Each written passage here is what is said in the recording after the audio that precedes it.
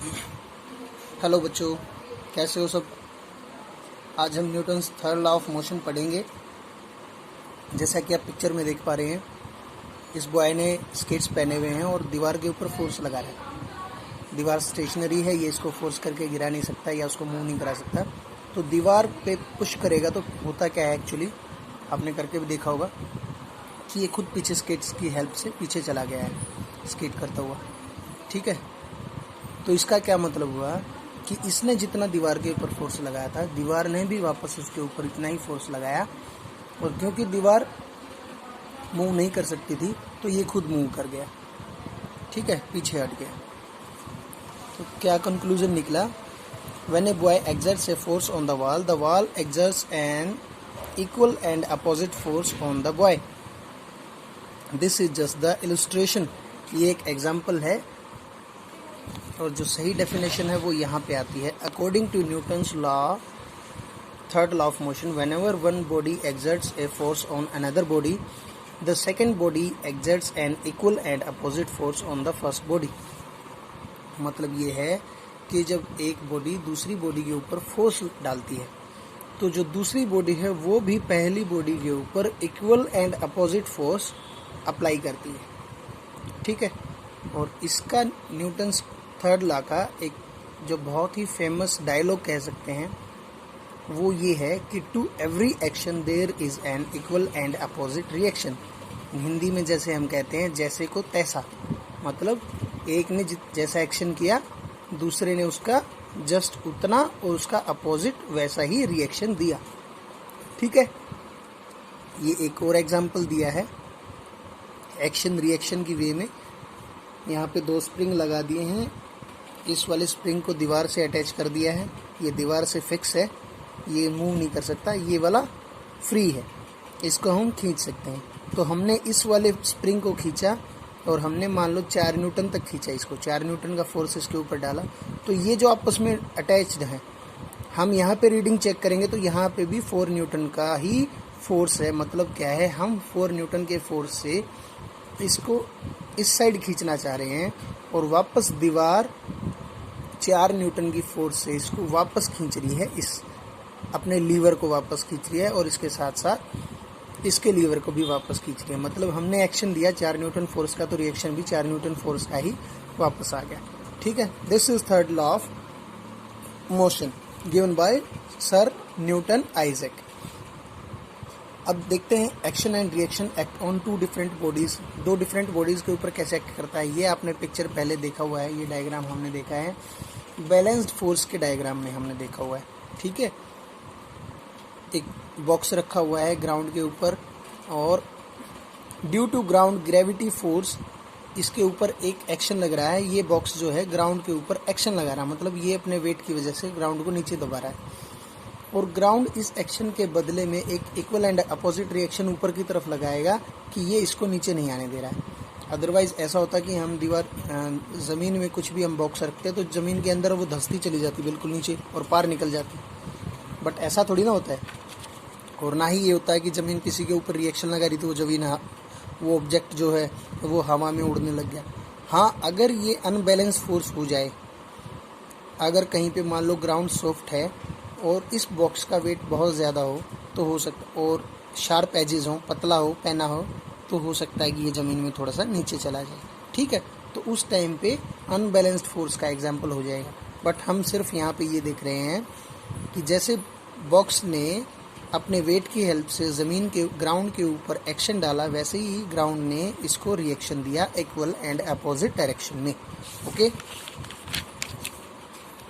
अब इस third law के कुछ एग्जांपल्स जो डेली लाइफ में हम देखते हैं वो ये हैं कि हम कैसे चलते हैं।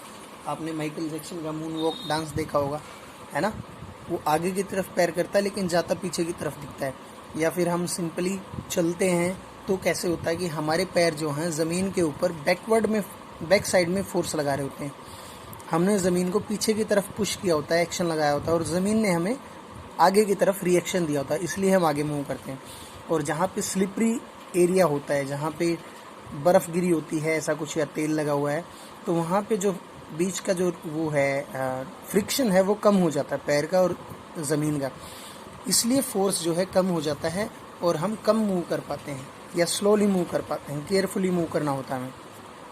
एक और बड़ा फेमस एग्जांपल है स्विमर का। स्विमर कैसे स्विम कर पाता है पानी के अंदर? देखो, इस हाथ से ये अपने आप पानी को पीछे पुश कर रहा है, push of swimmer on water. पानी को ये पीछे फेंक रहा है तो पानी इसके ऊपर एक अपोजिट रिएक्शन लगा रहा है, ये पानी इसको फिर आगे की तरफ फेंक रहा है। ठीक है। एक दूसरा एग्जांपल है व्हाई द गन रिकॉइल्स। हमने सबने देखा है कि जैसे बंदूक चलाते हैं, फिल्मों में, टीवी में देखा होगा, तो जैसे ही बंदूक चलाते हैं, बंदूक चलाने वाले को थोड़ा सा झटका लगता है, बंदूक पीछे की तरफ हटती है एकदम से। इसके पीछे भी Newton third law of motion है। बंदूक ने फोर्स लगाया बुलेट के ऊपर, बुलेट ने एक्शन लिया और वापस एक रिएक्शन गन को दिया। ठीक है, लेकिन इनका रिएक्शन सेम नहीं होता है क्योंकि गन का जो मास है वो इसके कंपैरिजन में ज़्यादा होता है। अगर इन दोनों का सेम मास होता तो जितनी स्पीड से जितनी आगे ये बुलेट जाती उतनी ही स्पीड से उतनी पीछे गन जाती, और ऐसे में जो गन ऑपरेटर है, गनमैन है, उसके कंधे को भी तोड़ सकती थी। लेकिन ये थोड़ा बहुत झटका दे के रह जाती है और गोली जो है बहुत आगे तक जाती है। ठीक है।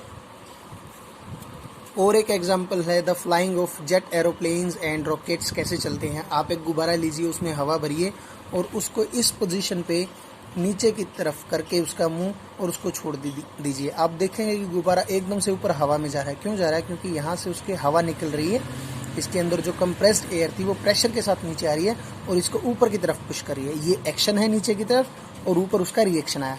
तो जो रॉकेट होते हैं उनके अंदर जो फ्यूल है वो बर्न करके और बहुत स्पीड के साथ जो गैसेस हैं उनको निकालता है बाहर। उन गैसेस के एक्शन से रॉकेट पे रिएक्शन होता है और रॉकेट ऊपर उड़ता है बहुत स्पीडली। सेम केस है किसका? जेट का, एरोप्लेन का। ठीक है, इसमें फ्यूल बर्न होता है, गैसेस पीछे जाती हैं और उनके एक्शन का रिएक्शन होता है कि जेट आगे जाता है। ठीक है, लेकिन इसमें एक छोटी सी बात दी है यहाँ पे, rocket can propel itself even in vacuum. जो रॉकेट है बच्चों, वो वैक्यूम के अंदर भी उड़ सकता है क्योंकि इसके फ्यूल को कंबस्शन के लिए एयर की ज़रूरत नहीं होती है, ये वैक्यूम में भी जाता है। इसीलिए हम अंतरिक्ष में जहाँ पे बहुत ज़्यादा डिस्टेंस पे भेजते हैं तो रॉकेट भेजते हैं, ना कि एरोप्लेन भेजते हैं। एरोप्लेन का फ्यूल जो है उसको बर्न करने के लिए एयर की ज़रूरत होती है। ठीक है, इसलिए वो सिर्फ एक लिमिट की ऊंचाई तक ही जा सकता है। ठीक है। फोर्थ एग्जांपल है case of A boat and the ship. Boatman कैसे करता है? बोटमैन कैसे बोट को ड्राइव करता है? बोट कैसे चलती है? आप ये देखेंगे कि उसके ओर्स हैं, चप्पू जिनको बोलते हैं। ठीक है, इनसे पानी को पीछे पुश करता है। जैसे स्विमर कर रहा था तो बोट आगे मूव कर रही है, ये इसका एक्शन है, पानी को पीछे पुश करना, और बोट रिएक्शन कर रही है, आगे की तरफ मूव कर रही है। एक और एग्जांपल है, आप बोट में खड़े हुए हैं और अगर आप जंप करके रिवर बैंक पे अगर आप आना चाहेंगे तो क्योंकि आपने यहाँ पे फोर्स लगा के ये पुश किया है, ये जंप लिया है, तो इससे क्या होगा कि आपके एक्शन का रिएक्शन होगा कि बोट भी पीछे चली जाती है। आपने देखा होगा। ठीक है, ये आपने कभी महसूस किया होगा, इस तरीके का कुछ किया होगा आपने, तो ऐसा होता है। ठीक है, ये Newton's third law of motion है। The case of hose pipe. Fireman बच्चों देखा होगा कि कहीं पे आग लग जाती है, आग बुझाने वाले आते हैं तो वो जो पाइप होती है जो पानी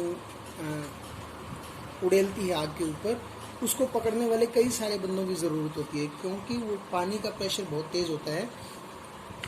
तो वो उस पाइप को पीछे की तरफ एक रिएक्शन देता है और पाइप को पीछे की तरफ फेंकता है, तो वो अनबैलेंस्ड रहती है। उसको बैलेंस करने के लिए 3-4 आदमियों की ज़रूरत पड़ती है। ये भी एक होज पाइप का एग्जाम्पल हो गया है। फिर एक एग्जाम्पल है case of horse pulling a cart. आप देख सकते हैं कि जब तक हॉर्स इसको कार्ट को पुल कर रहा है और कार्ट भी इसके ऊपर एक रिएक्शन डाल रही होगी अपोजिट डायरेक्शन में कि नहीं मूव नहीं करना भाई साहब, यहीं खड़े रहो। लेकिन आप देखो थोड़ा सा फोर्स, ये जो हॉर्स है आगे की तरफ झुका हुआ है, जैसे ही इनका फोर्स जो है अनबैलेंस्ड होगा, मतलब इसका फोर्स इसके कंपैरिजन में ज़्यादा हो जाएगा, तो कार्ट जो है आगे की तरफ मूव करने लग जाएगी। ठीक है, तो इन सारे एग्जाम्पल से हम ये समझ सकते हैं कि Newton's third law of motion के लिए फोर्स जो है पेयर में होता है और the two bodies can also exert force on each other even when they are not in. देखो एक छोटी सी बात ये हो रहा है कि दो बॉडीज जब आपस में कॉन्टैक्ट में ना हो तो भी फोर्स उनके ऊपर इक्वल एंड अपोजिट हो सकते हैं। एग्जाम्पल के तौर पे आप अपने बालों में कंघा कीजिए और उनके पास में पेपर के छोटे छोटे टुकड़े रख दीजिए, पेपर पीसेस रख दीजिए, वो अट्रैक्ट होके कंघे की तरफ आ जाएंगे। प्लास्टिक कम होना चाहिए, ठीक है। और एक और एग्जांपल दिया है मैग्नेट का। मान लो कि एक बहुत हैवी आयरन का कोई दरवाजा, मान लो आपका गेट है, घर का गेट, आपके हाथ में छोटी सी चुंबक है, आप उसके पास लेके जाओ और आराम से पकड़ के रखना चुंबक को। वो बेशक दोनों आपस में कांटेक्ट में नहीं आए हैं, लेकिन जैसे ही ज़्यादा नज़दीक जाएंगे चुंबक आपके हाथ से निकल के आयरन के ऊपर चिपक जाएगी। तो ये भी क्या है, इक्वल एंड अपोजिट फोर्सेस का एक और एग्जाम्पल है। The forces always occur in pairs, forces जो हैं हमेशा जोड़े में होती हैं। ठीक है बच्चों, आज के लिए इतना ही। और इसको एक बार अच्छे से रीड करें, बुक में से अच्छे से रीड करें, वीडियो देखने के बाद रीड करें, आपको और अच्छे से समझ में आएगा। कल हम कंजर्वेशन ऑफ मोमेंटम करेंगे और फिर चैप्टर कंप्लीट है आपका। Okay, bye bye.